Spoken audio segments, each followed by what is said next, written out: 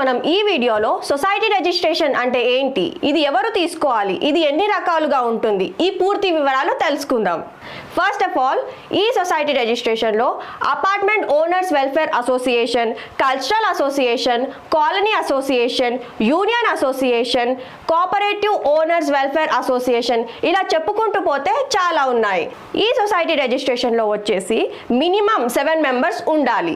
గ్రూప్లో ఉండే సభ్యులందరూ ఓటింగ్స్ ద్వారా ఈ 7 మెంబర్స్ని సెలెక్ట్ చేసుకుంటారు. ఈ 7 మెంబర్స్ వచ్చేసి president, vice president, secretary, general secretary, joint secretary and treasurer plus 2 executive members. వీళ్ళని యాడ్ చేసుకొని సొసైటీ రిజిస్ట్రేషన్ అనేది చేసుకోవచ్చు.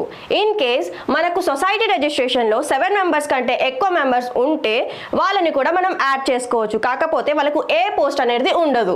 ముఖ్యంగా అపార్ట్మెంట్ వెల్ఫేర్ అసోసియేషన్ రిజిస్ట్రేషన్ చేసుకునే వారు కొన్ని రీజన్స్ వల్ల